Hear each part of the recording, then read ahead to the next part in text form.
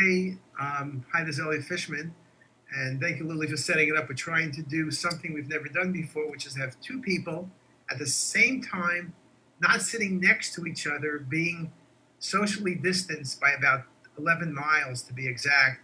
And Mahesh, who's been here before, who you know very well, who's our head physicist at Hopkins and many other places, is here with us. And many of you have asked questions related to COVID, not how you read the chest CTs, but being very practical. How do you clean the room between patients? How do you do it in an efficient way, in a safe way to make our patients comfortable, to make all of us comfortable, and yet make sure we scan patients at a reasonable pace? So I thought Mahesh could come here and share with us everything that he knows and what he recommends you're doing. And so Mahesh, welcome. Oh, thank you, Elliot. It's kind of nice that we are actually following the social distancing, sitting apart quite a distance. So, this is a challenging from the time the pandemic has hit us all around the world. Everybody's trying to rush through, do some pace. Let me start off with telling like what we do have here at Hopkins, and what we are also doing some experiments to make this much more efficient. So generally, we have a very strict policy of this, on the technologists wearing the PPE. That is by standard. Everybody wearing this surgical mask, the gown, and the hand hygiene. Everything is good. But I'm talking with respect to the scanners. So generally, what we have is like we either get two type of. We have been seeing two set of patients. Like one is PUI, persons under investigation, assuming that they are possibly COVID positive. And then there are patients who are actually COVID positives brought into the scanner for scanning. So both of the cases, we pretty much generally follow the same principle. After scanning the patient, usually all the patients come with a face mask to minimize any type of a liquid things coming out. And then in addition, we also do is like after the scan is done, especially the patients are carefully placed on the table and they are already in a gown. In addition, our technologists also wrap the patient in the sheet, the table covering sheets of white cloth around the patient. On top of it, they use the Velcro to hold the patient and they scan. After the scan is done, they take considerable amount of time to do a physical cleaning of the surfaces, of the scanner surface, the CT table, the gantry, and every other part using a disinfectant. Currently, we are using what is called as a KBQ256, is a neutral disinfectant cleaner, and it's used to wipe off all the bed and table. I saw one of the question you were persons have asked a question telling like most of these CT table has a wraparound things which has a Velcro on it. If it is a Velcro on it, it becomes a little bit more challenging to clean the surface which has the teeth. You know, it's not a soft surface; it's more like a teeth. So if you take a wipes and try to wipe it out, it's not that easy. So one of the ways we try to do is like our technologists, when they place the patient on the table, you have this big white sheet underneath the patient.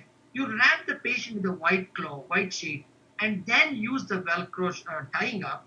That way, even if you miss some of the part of the deep part of the Velcro, you can be basically after the scan, you can take the whole white sheet and put it for cleaning and minimize any type of infection. The challenge is like after this is done, the scanner is left for almost 1 hour time, and the room is having a negative air pressure, so the air pressure is not coming out, and the room is closed without use. And that has been the challenge because if we have a COVID positive patient, or even if a patient comes with a PUI, we almost end up closing the room for an hour. And that's where I want to talk about, is there any other better way to minimize or shorten the time? So that is our current. And every day morning they clean the floor anyway, but between the patient, we do these steps very religiously. Our technologists clean the surface and come out of the room, leave a sign that nobody enters for next 45 to 60 minutes. So I guess then the question would be, is there any way of doing that faster? I mean, we have 45 minutes. You know, what is it that you could do? And then also, I've had a few questions where people ask about the air handling. Different scanners at different places have better or worse air handling. So the air handling is usually determined by the department, by the facilities people in the hospital or in the clinic. And again, it is rated by the amount of volume of air changes, like per hour. Is it 6 cycles or 10 cycles or 3 cycles? So the duration of waiting period is influenced by the duration cycle of the air exchange. With respect to the other question, the challenge is at Hopkins is not a big deal because we have 20 scanners. We can actually, even if one scanner we lock it for 20, 40, 45 to 60 minutes, we can use the other scanner for other patients. I can imagine a clinic with they have only 2 scanners. Imagine a clinic with the 2 scanners. Now that all the imaging centers are open, if they have 1 or 2 scanners, and if I have a patient who may be a COVID positive, they don't know. And that's what we call it as people of investigation. And if they do that, they are now required to close for the whole 45 to 60 minutes. You're talking about radiologists like yourself will be really upset because 60 minutes of workflow is blockage, so much inconvenience to the patient. So one of the other alternate being considered right now is using ultraviolet lamps. And ultraviolet lamps, especially in this, is called ultraviolet C. That is the range of wavelength used, which has a very strong disinfectant power. And these ultraviolet C lamps are being used for disinfecting foods and some labs. And sometimes they put it in the ceiling when the lab people go out overnight, they can turn it on. So there are several companies that have come up with like a tower of ultraviolet lamps, which they can place in different locations in the room, and they can turn it on. And that can, if it is the power is rightly so, and depending on the size of the room, you can actually minimize the time to almost like 15 minutes. Right now, it's a little bit costly because everybody is trying to rush in, and so there is a cost, supply and demand factor. I was recently looking at a surgical magazine. In the surgery suite in some hospital, they're already using it. They bring in the tower, it's like a robotic tower, and they can move to different location between the surgery to clean up the entire room, which have a good disinfectant things. So we can do that, but it's a costly affair. So that's what we are experimenting right now. And recently, my colleague in BME, Dr. Jeff Sivertson, and myself, we were talking about, can we speed up the whole process? Now that the pressure has come down, but still we want to experiment. Finally, we got the supplies. So we're going to do some experiment. And this particular one, which we like it, is because, the CT gantry is quite inconvenient for a technology to reach in and clean the whole surface. So our idea is let's target first the CT gantry. And the image which you showed on your announcement, that what is this image, is basically a setup of this infrared ultraviolet lamp. And it is in a circular tube, so we can place it in a head holder, project into the gantry. And we did the calculation already. For the gantry opening, the gantry surface can be cleaned in 1 to 2 minutes. So imagine a scenario. We have this one, so that we can avoid the technologies cleaning up the inner surface. They can place this whole lamp and leave it on for 1 or 2 minutes, and then do the cleaning of the table.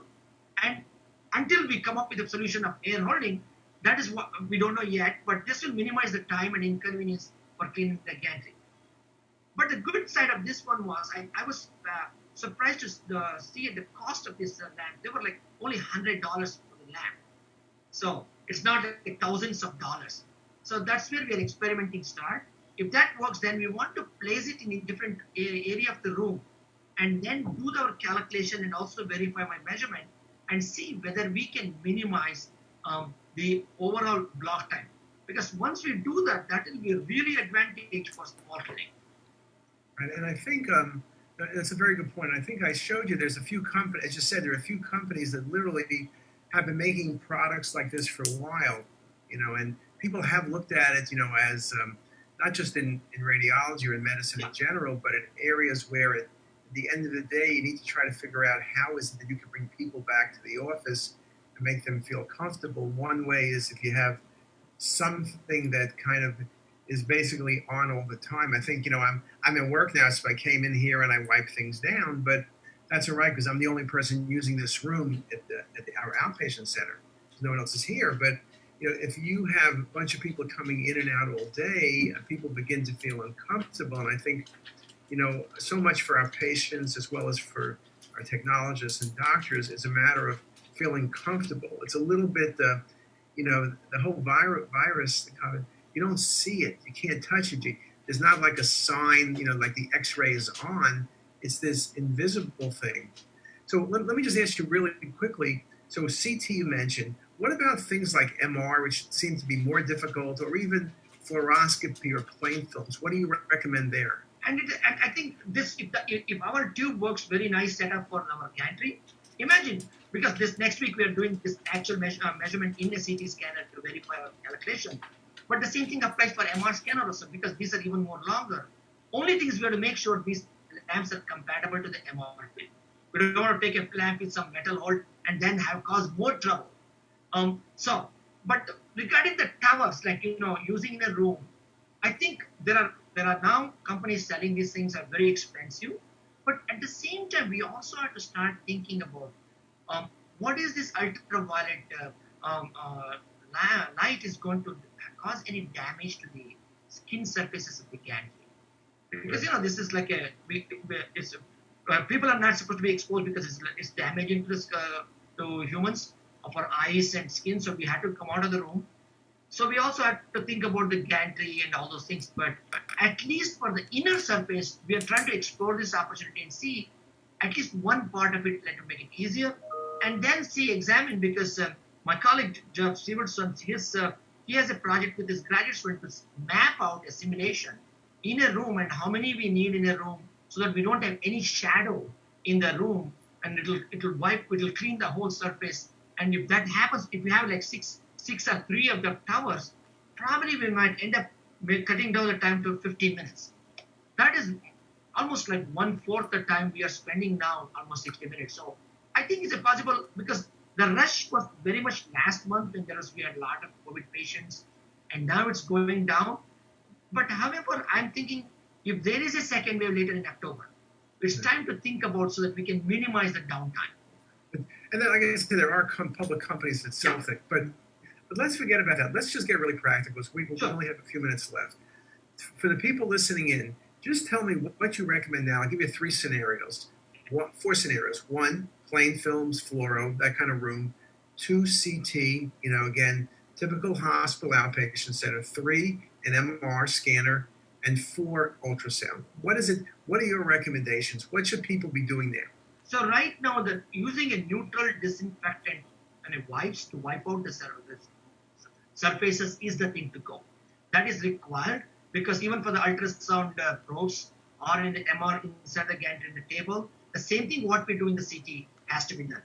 In some cases, for example, in some places where they were doing a lot of the chest X-ray, they were using, the recommendation is trying to place the digital cassette in a plastic cover, and place it behind the patient to take a patient scan or take a chest X-ray, and they can remove the plastic cover and throw it out.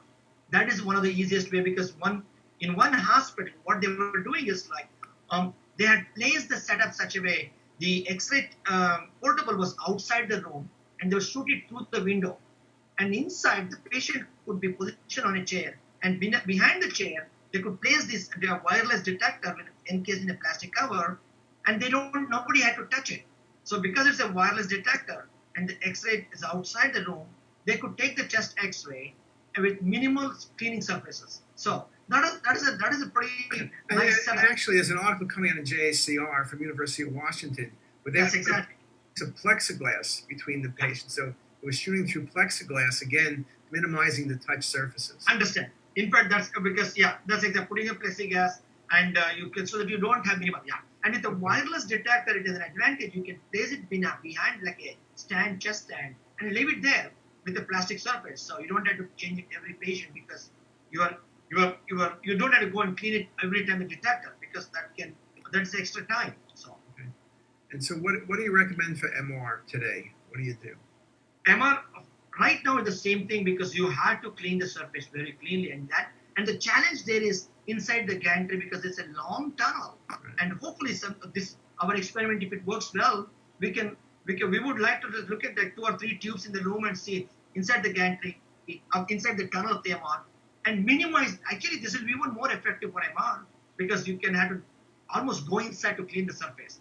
Right now, basically, there's no magic, right? Just got to go in, clean the surfaces, wipe them off, And then let's say someone goes in, wipes all the surfaces. Is there a certain time delay from wiping to the next person coming in the room? That's what we're doing. It is about, for if it's a COVID patient, we leave the room for 45, 60 minutes. Okay, but okay, so now and here we're trying to make sure people, we're hoping we can separate who doesn't have COVID, and then we send them to the hospital. But the outpatient center, you do the checking, you have no fever, you have no fever, you have no cough, you have no issues. So then you clean. So there's no special time you need to wait. It's just a matter of cleaning and then just and one of the cleaning. advice is bring in every patient with a mask. Right. So patients will wear a mask. That way we are minimizing any sneeze and okay. So just the usual things you need to do. If the patients wear masks, all our technologists, all our doctors. I'm not wearing a mask now because I'm alone in the office. But otherwise, when we're in the reading room, as you know, we all wear masks. No, that is one of the most important one. And today morning, I also read somewhere, it's a really nice one. People buy all these masks, and especially people are buying, I'm seeing some of the people in the streets wearing a mask with a knob. You know the knob? They buy it in a Home Depot or actually, it is interesting because those type of masks are expensive than the regular mask, but they seem to be less used because the idea of that one was for workers in a construction zone where the dust would not come out, but they could breathe out, which basically telling is like those wearing a mask with a knob is basically they're walking without a mask almost. Right. So I saw that one. I'm going to tweet that one. It's an important one because people buy these things